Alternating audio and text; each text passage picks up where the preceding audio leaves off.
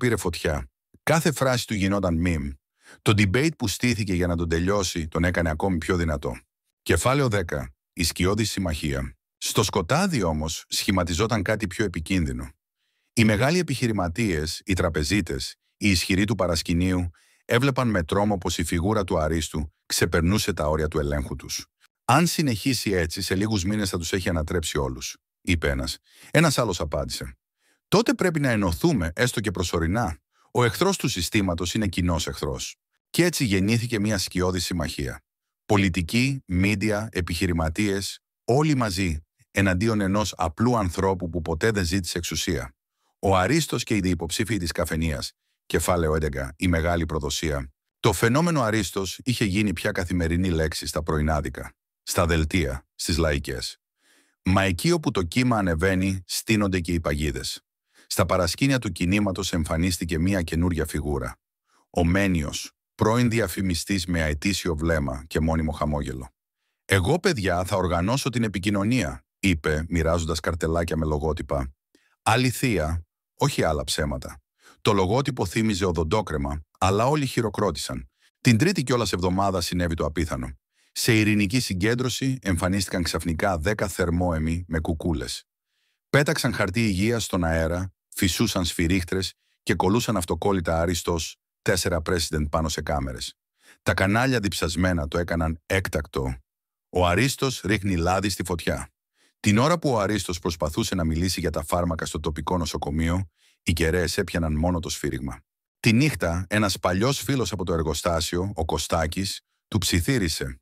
«Πρόσεχε το Μένιο. Πήρε κάτι φακέλους από τον... πώς τον λένε? Τον κύριο με τα κανάλια. Είδα έναν με γραβάτα να του δίνει ένα κουτί κουραμπιέδες. Κουραμπιέδες με απόδειξη. Ο Αρίστος δεν ήξερε αν έπρεπε να γελάσει ή να θυμώσει. Τον κάλεσε. «Μένιε, να μιλήσουμε».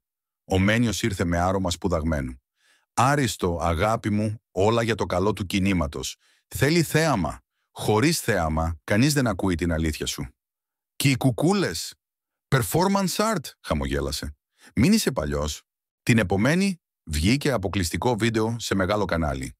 Ο Μένιος, κρυφά, μιλούσε σε κάποιον «κύριο πρόεδρο» για πακέτο πειθαρχίας και αποχρωματισμό του μηνύματος Αρίστου. Η φωνή αλλοιωμένη, αλλά το σκηνικό γνωστό. Το πίσω ράφι είχε ένα κεραμικό πιάτο με τους Αγίους 40. Ο Αρίστος πάγωσε. Το ίδιο πιάτο είχε δει στο γραφείο του Μένιου. Στο πρώτο τυπικό συμβούλιο του κινήματος έπεσαν τα μούτρα. Ο Αρίστος μίλησε χωρίς φωνές.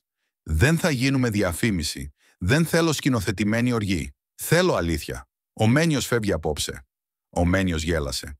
«Με διώχνεις. Θα σας τελειώσουν σε μια εβδομάδα». «Ας μας τελειώσουν. Καλύτερα να τελειώσουμε έντιμα, παρά να ζήσουμε ως πρόχειρη παράσταση». Όταν έκλεισε η πόρτα, στο πάτωμα φάνηκε ένα μικροσκοπικό μαύρο κουμπί. Ο Κωστάκης το σήκωσε. «Κοριός!» Ο κυρ Μανώλης που είχε έρθει με τα κουλουράκια του έσκυψε. «Όχι ρε παιδιά, αυτό είναι από το κουλούρι μου». Γέλια. Και έπειτα σιωπή. Γιατί το άλλο μικρό μαύρο κουμπί κάτω από το τραπέζι δεν ήταν από κουλούρι. Κεφάλαιο 12. Η μακριά νύχτα. Η πόλη μύριζε βροχή και αγωνία. Ο Αρίστος πήγε εκεί όπου η ζωή του πάντα ησύχαζε, στη μικρή βιβλιοθήκη του παλιού σχολείου. Η κυρία Ευτέρπη, με γυαλιά περασμένα στη μύτη, τον αγκάλιασε. «Πάντα ήσουν καλό παιδί, πάντα μιλούσες καθαρά». Του έδειξε μια γωνιά ανάμεσα σε Μολιέρο και Παπαδιαμάντη. «Κάτσε, γράψε, ό,τι είναι να πεις, γράψ' το να μείνει». Ο Αρίστος έγραψε 10 γραμμές, τις βάφτισε 10 γραμμές αλήθειας. 1. Δεν υπάρχουν σωτήρες μόνο άνθρωποι. 2.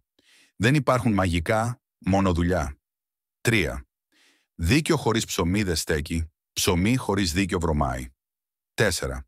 Η πολιτική δεν είναι καφενείο, αλλά ο καφές βοηθάει. 5. Ο φόβος είναι το καύσιμο του ψεύτη.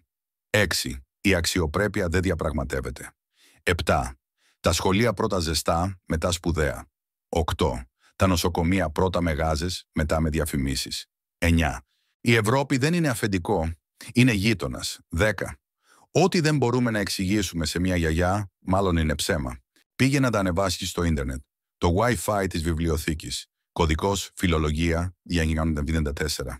Έγραψε. Πάτησε Enter. Τίποτα. Η κυρία Ευτέρπη χαμογέλασε.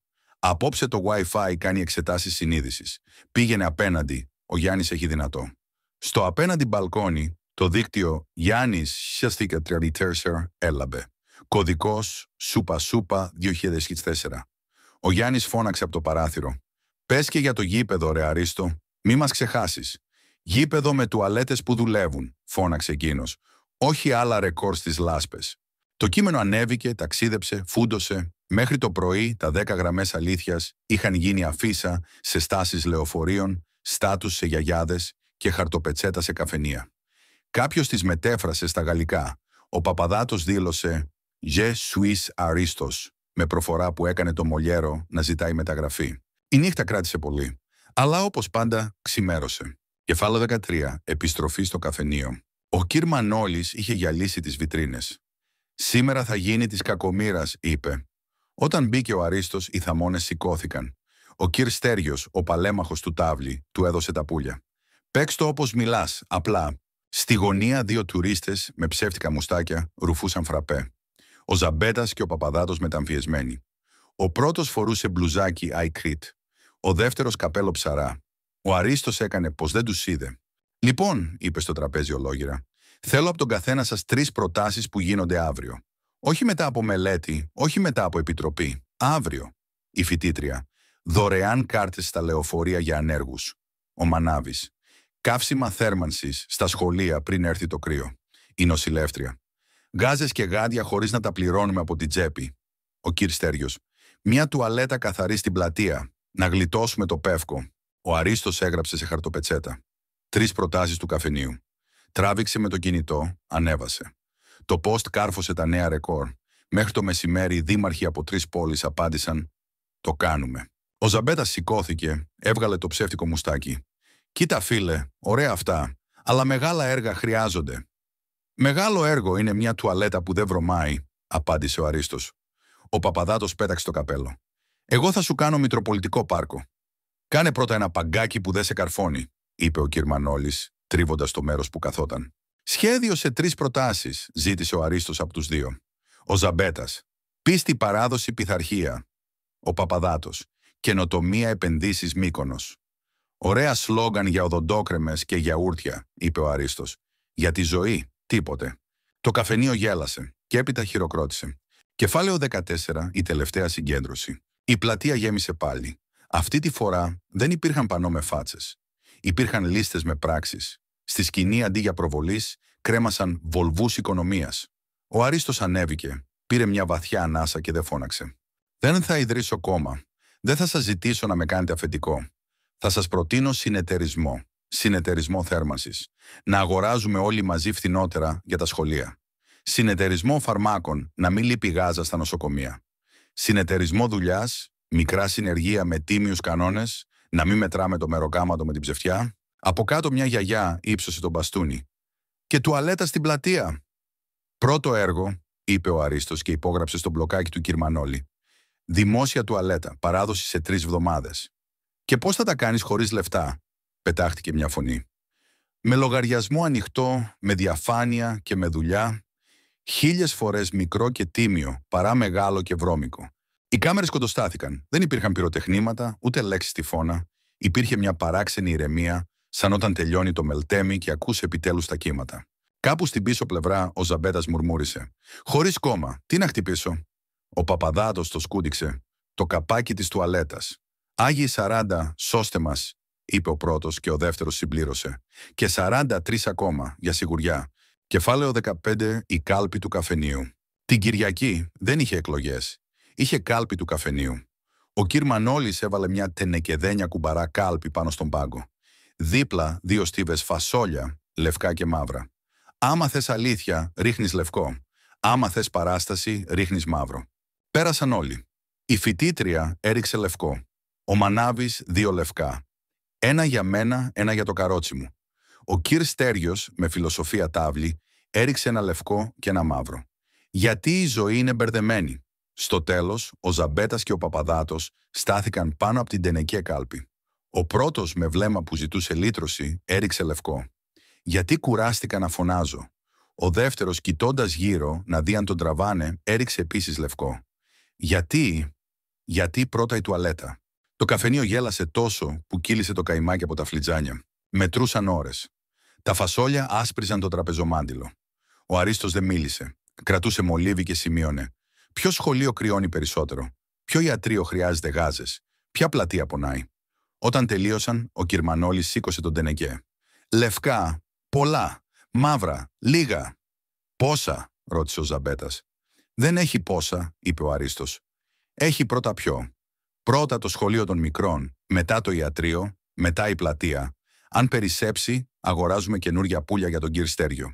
Το απόγευμα η πόλη έμεινε χωρίς φανφάρες.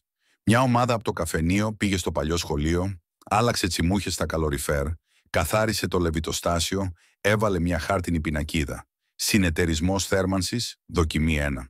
Στο ιατρείο, η νοσηλεύτρια καταμέτρησε δέματα με γάζες που ήρθαν από 3 φαρμακαποθήκες, με έκπτωση λόγω χαρτοπετσέτας Αρίστου.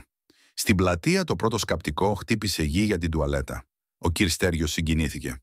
Άγιοι 40, αλλά τώρα χωρίς φτέρνισμα. Το βράδυ ο Αρίστος πήγε ως τη θάλασσα. Το νερό ήταν ήσυχο σαν παλιό τραγούδι. Κάθισε στην άκρη του μόλου, έβγαλε από την τσέπη του μια πετσέτα με τους 10 γραμμές, τώρα λεκιασμένη με καϊμάκι και λαδίλα από το λεβιτοστάσιο. Έβαλε ένα τικ δίπλα στο «Τα σχολεία πρώτα ζεστά». Άκουσε πίσω του βήματα. Ήταν ο Ζαμπέτας και ο Παπαδάτος, χωρίς κάμερες, χωρίς χαμόγελα. Κάθισαν κι αυτοί. Για λίγο κανείς δεν μίλησε. Ο Ζαμπέτας είπε πρώτος. «Εγώ μεγαλωμένος στο ψέμα. Έμαθα να λέω μεγάλα λόγια. Απόψε είδα μια βίδα να γυρίζει και μια αίθουσα να ζεσταίνεται. Αυτό κάπως ιερό είναι». Ο Παπαδάτος έγνεψε. «Κι εγώ μάζεψα σήμερα σακούλες με γάζες. Ένιωσα για πρώτη φορά πως κρατούσα κάτι αληθινό. Όχι υπόσχεση, ύλη». Ο Αρίστος χαμογέλασε.